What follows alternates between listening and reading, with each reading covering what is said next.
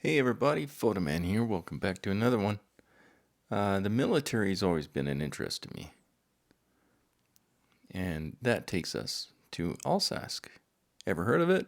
Well, the former village of Alsask is located along Highway 7 just inside the Alberta Saskatchewan border.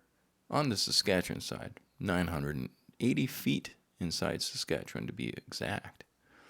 And that's how it got its name.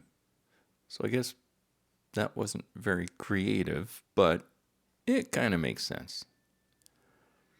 RCAF Station Alsask was conceived in 1959 as part of the Caden Pine Tree Project, officially established in November of 1962, and construction was completed in December of 1962. The dome is made of fiberglass on a platform made of steel with metal cladding.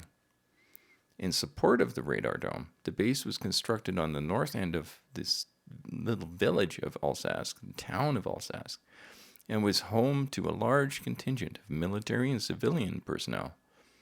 The base and dome are within sight of each other, as you will see from the video.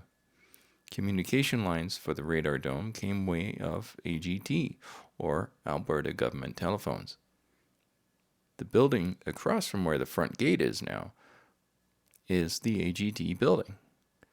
The white building to the north in this video is where the information from the dome was transmitted to, and from there it was sent to Cold Lake.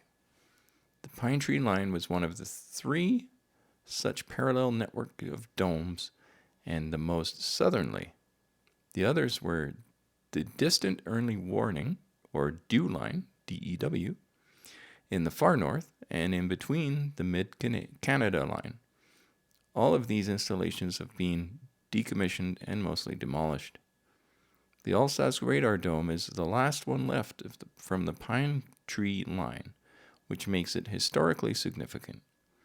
The site is currently managed by the Canadian Civil Defence Museum and Archives and is open periodically for tours. My mates Tim and Art and I went there on my birthday in September of 2022, and it was fantastic. Even with my slight disability, I made it up and back down the 3 stories of stairs and everything like that. It truly was an amazing experience. I learned so much about our Canadian radar history and the equipment used, and I really highly recommend taking the time to do the tour if you're in that area.